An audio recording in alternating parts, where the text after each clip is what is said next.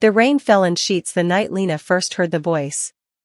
She stood alone in the attic of her grandmother's decaying New Orleans mansion, the scent of dust and forgotten memories thick in the air. A faded oil painting stared back at her, its eyes too real, too knowing. She hadn't meant to find it. She wasn't even supposed to be in Louisiana. But passion has a strange way of dragging a soul where it doesn't belong. Lena Cole, 29, was an ambitious sculptor from Brooklyn. After a crushing breakup and a rejected solo exhibit, she was left with nothing but a suitcase, a dwindling savings account, and a half-hearted invitation to house-sit her late grandmother's eerie southern estate. The mansion was grand in structure but broken in spirit, just like her. And maybe that's why she stayed. Maybe that's why the voice found her. It started with whispers. At first, she thought it was just the wind dancing through cracked windows. Then came the dreams, vivid and wild, of a man with eyes like burning coals and hands that molded fire into beauty. He told her things. Not just secrets of her family's history but truths about herself she'd never dared to voice aloud. Her art returned, furious and inspired. Her hands moved like they weren't her own, sculpting faces she'd never seen and forms too ancient to explain. The local townfolk whispered of the Cole curse.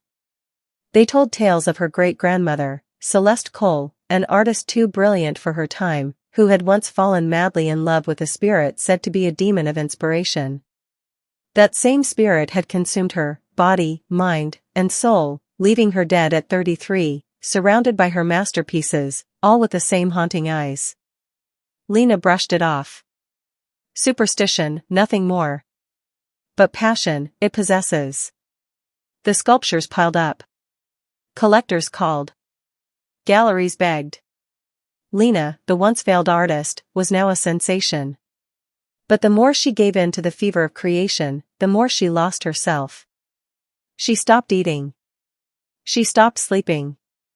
Her eyes hollowed, but her hands refused to rest. It wasn't just inspiration anymore, it was obsession.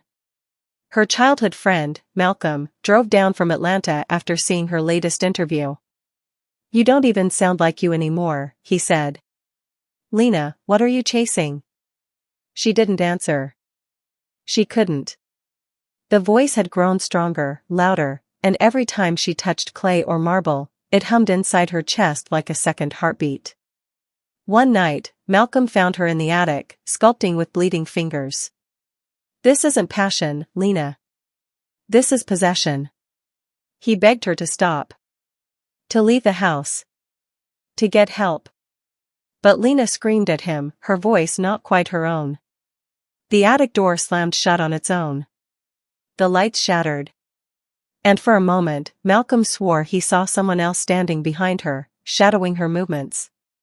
Terrified, he contacted a local historian, Mireille Leclerc, an older woman who had spent decades studying the occult history of New Orleans.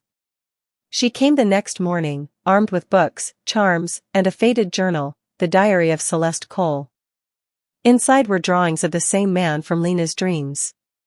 And a final, tear-stained entry. "He loved me as no mortal man ever could. He made me brilliant, and in return, I gave him my soul. I see now, this is not love. This is not art. This is him."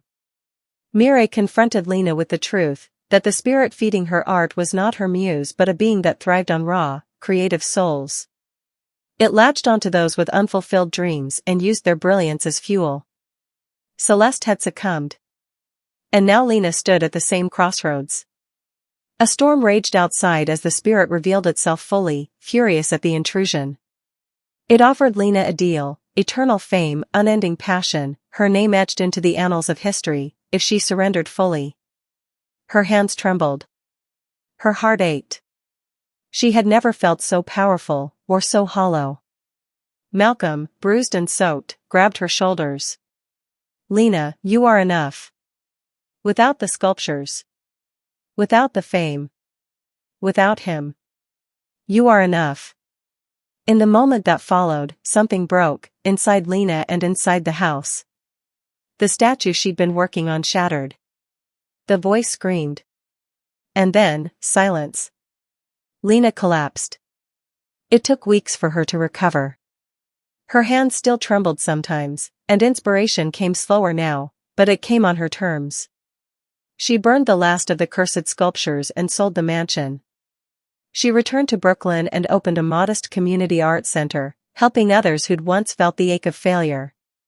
One rainy night, she stood beside Malcolm, watching students mold clay with smiles on their faces.